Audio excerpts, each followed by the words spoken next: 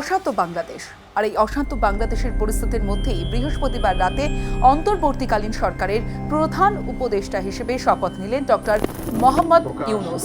বঙ্গভবনে তাকে শপথ বাক্য পাঠ করান রাষ্ট্রপতি মোহাম্মদ সাহাবুদ্দিন। নমস্কার, নিউজ 18 বাংলা ডিজিটালে আপনাদের প্রত্যেককে স্বাগত জানাই। আপনাদের সঙ্গে রয়েছে আমি তমশ্রী।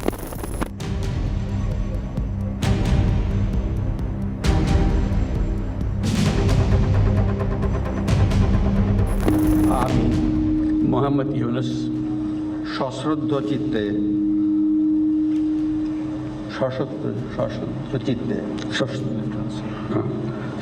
চিত্তে শপথ গ্রহণ করিতেছি যে আমি আইন অনুযায়ী অন্তর্বর্তীকালীন সরকারের প্রধান উপদেষ্টা পদের কর্তব্য বিশ্বস্ততার সহিত পালন করিব।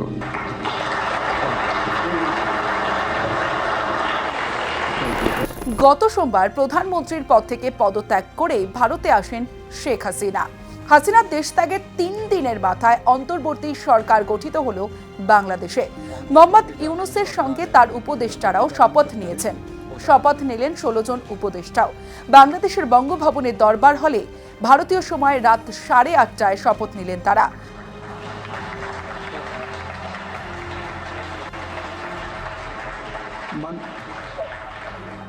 শপথ গ্রহণ অনুষ্ঠানের শুরুতেই আন্দোলনে নিহতদের স্মরণে নীরবতা পালন করা হয় 1 মিনিট।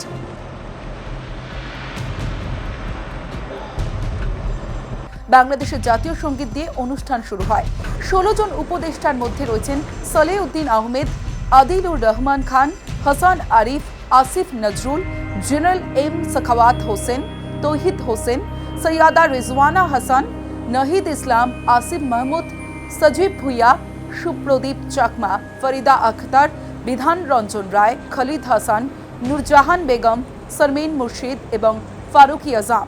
আর সব থেকে উল্লেখযোগ্য হলো বাংলাদেশের কোটা সংস্কার আন্দোলনের মূল মঞ্চ বৈষম্য বিরোধী ছাত্র আন্দোলনের অন্যতম নেতা নাহিদ। তাকেও উপদেষ্টাদের তালিকায় রাখা হয়েছে।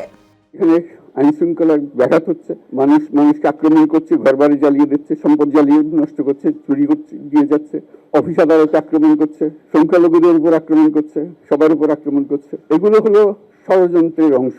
এগুলো আমাদের বিষয় না, আমাদের কাজ হলো এটাকে রক্ষা করা। রাজনৈতিক দলগুলোর সাথেও আমাদের আলোচনা হবে সকলের সহযোগিতার ভিত্তিতে। জনগণ যতদিন চাবে, জনগণ যেদিকে বলবে সেদিকেই কিন্তু এই সরকার ধাবিত হবে। যদি বাংলাদেশ তারুণ্যের হাতে থাকে, বাংলাদেশ পথ হারাবে না। জনগণ আমাদের ছাত্র তরুণদের উপর ভরসা করে রাজপথে নেমে এসেছিল এবং আমরা তরুণরা রক্ত দিয়েছি, জনগণ নাগরিকরা রক্ত দিয়েছে। জনগণ যদি মনে করে যে তরুণরাই রাষ্ট্রের হাল ধরবে, জনগণের সেই আহ্বানে সাড়া দেওয়ার জন্য বাংলাদেশের তরুণরা প্রস্তুত আছে।